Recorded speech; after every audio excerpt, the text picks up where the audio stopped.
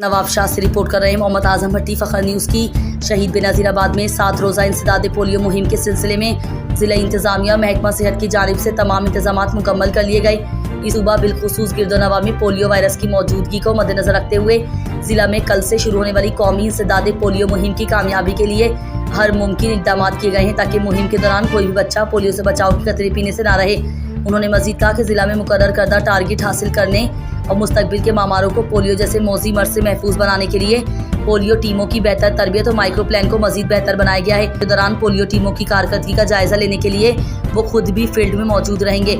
जबकि तमाम assistant commissioners और मुख्तियार कार्स को भी निगरानी और पोलियो टीमों की मदद के लिए हिदायत दी गई हैं। दैन से अपील की है कि वो 28 अक्टूबर से शुरू होने वाली कौमी इंसदाद पोलियो मुहिम के दौरान घर घर आने वाली पोलियो टीमों से भरपूर ताउन करें और अपने 5 साल तक की उम्र के तमाम बच्चों को पोलियो से बचाव की कतरे पिलाकर पोलियो जंग में जिला इंतजामिया का साथ दें। 28 अक्टूबर से 3 नवंबर तक मुनक्किद होने वाली कौमी इंसदाद पोलियो मुहिम के दौरान जिला के 5 साल तक की उम्र के 4,20,000 से ज़ायद बच्चों को पोलियो से बचाव के कतरे पिलाए जाएंगे।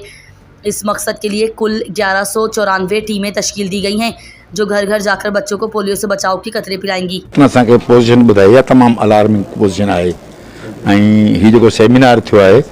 या सिंध गवर्नमेंट यानी इन इशूज़ ते बिल्कुलु बाख़बर आहे, उनखे ख़बर आहे त इन इशू खे कीअं मोड़िणो आहे। तंहिं करे सुठी असांखे ॼाण मिली आहे।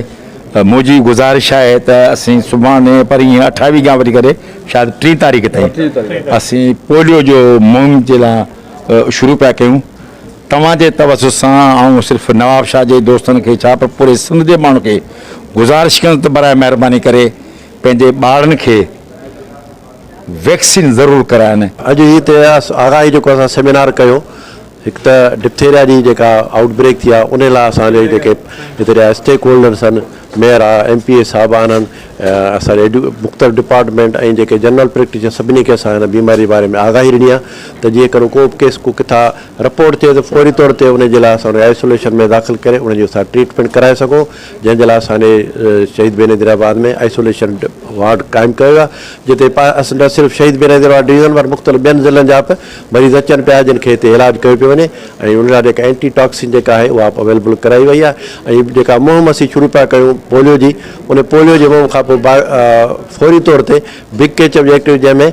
हिफ़ाज़ती टुक जे रूटीन इम्यूनाइज़ेशन जो जेको सो एक्टिविटी शुरू थींदी बिग कैचअप जे नाले सां, त उन में असां सां भरपूर ताउन कनि ऐं पंहिंजे 5 सालनि ताईं ॿारनि खे इहे पोलियो जा कतरा पीआरे मूज़ी मर्ज़ खां उन्हनि खे जेको आहे सो दूर रखनि। त हिकिड़ी जेका आहे सा जीअं खुनाक आहे हिकिड़ी बीमारी आहे, इहा 10 साल पहिरियों बि असांजे हिते डिस्ट्रिक्ट में आई हुई, पर हाणे वरी जेको आहे सो इहा वरी नई सही खां इन कर खयो आहे ऐं इन जे लाइ बि असांजे डिस्ट्रिक्ट में असां पंहिंजे ॿारनि खे वैक्सीन कराईंदा था रहूं। असां वटि हिन डिस्ट्रिक्ट में हिन वक़्तु ताईं को पॉज़िटिव केस कोन्हे, पर पोइ बि असां प्रिवेंशन तौर ते सॼी सिंध सां गॾु सॼे पाकिस्तान सां गॾु पोलियो जो कैंपेन कंदासीं